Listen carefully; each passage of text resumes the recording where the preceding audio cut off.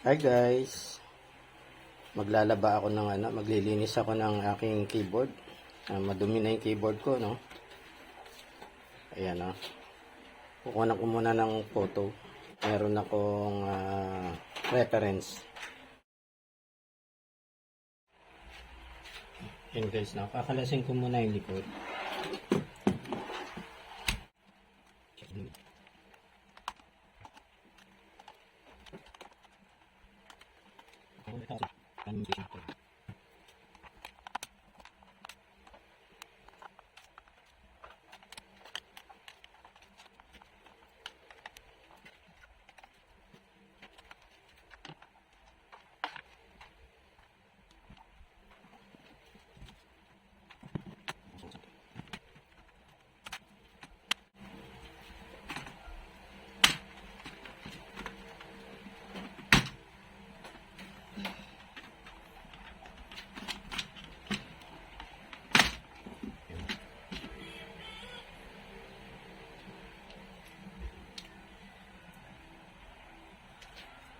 Ito guys, mga keys, pwede ko nang laban yan, Tapos ito yung pinakaano niya.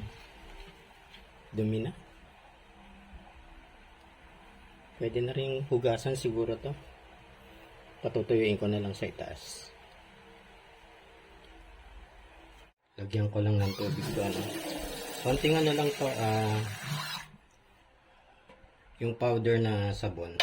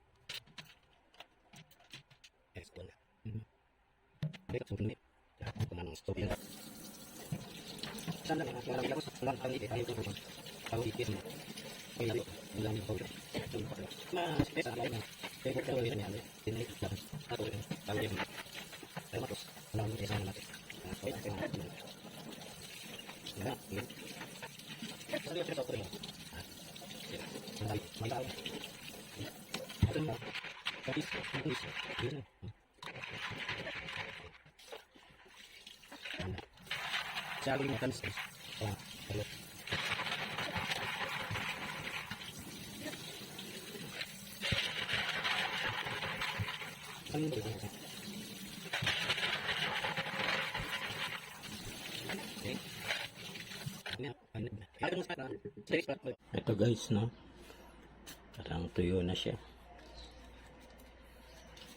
Sample na.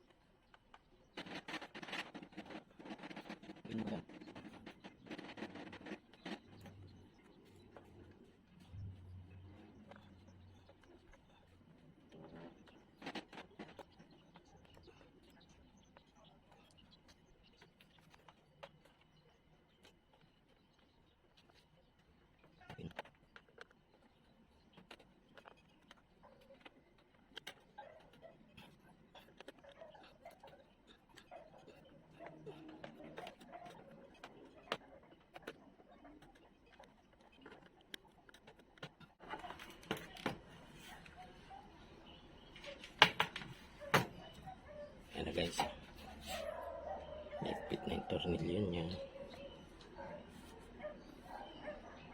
Pipwesto ko muna yung mga pin niya, yung mga niya, mga knob, mga push button knobs. Tapos tsaka ko siya ibabaon. Andito kasi yung kode ko, no? Nandito pala. Completed na, no? Tingnan natin kung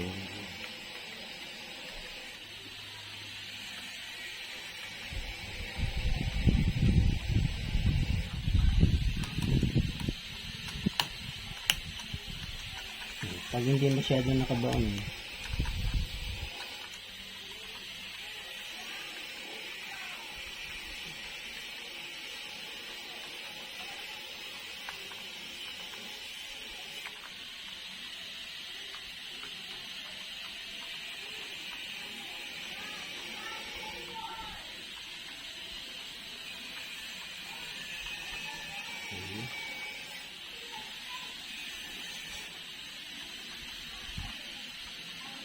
Tingnan natin ito. Okay na, ayos. Tapos dito naman.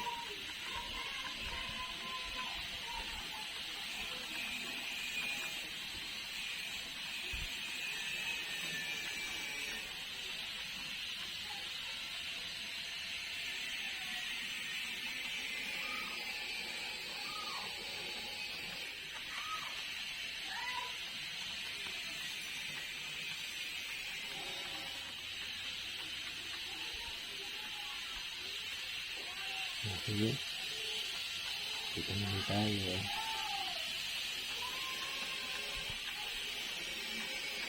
Kailangan bumabalik eh, no? Stack up yan eh, pagka ano eh.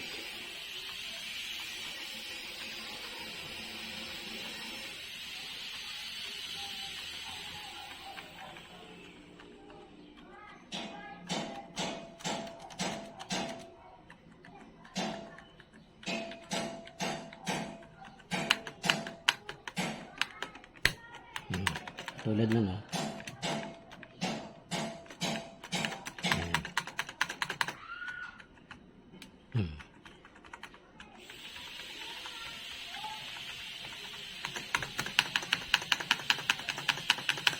Okay. Testing na lang, no? Sa baba.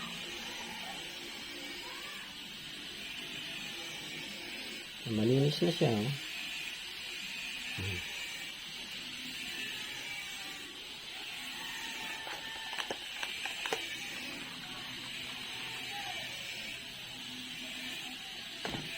Okay. So, testing ko na lang sa baba.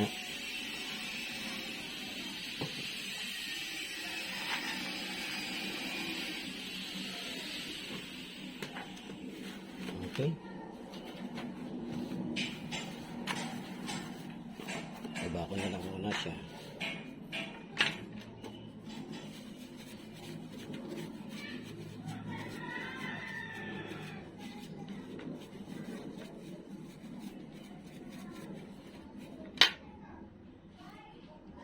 Yan guys, no, nilagay ko na dito sa kanyang lalagyan sa computer. Ayun, malinis na yan, ano.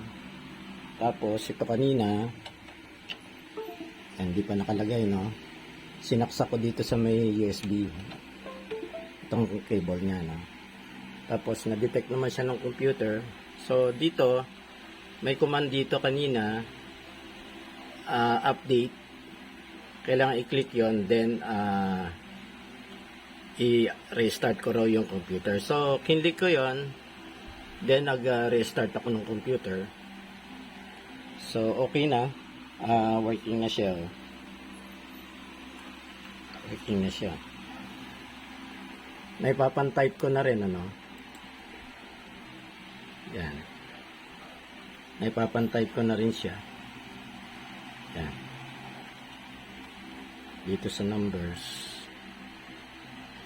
Yan. So, good. Working na siya. Tested okay.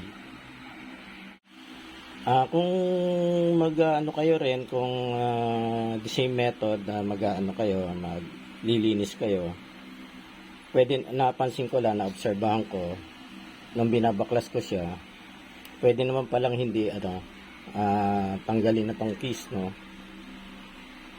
Kasi buo siya assembly, linisin na lang yung likod ng water. Ngayon yung keypad na nasa loob, ah, yung pinaka ano pwedeng tanggalin yon, yung pinaka cover parang mat, yun na lang ilinisin. Tapos yung keypad mismo nandun yung ano yung diagram ano, ah wag niyo nang galawin yon para hindi kasi pag nabasa yon baka na magkaroon din ng problema no. Pero ako kasi pinatuyo ko ng maigi bago ko siya pines.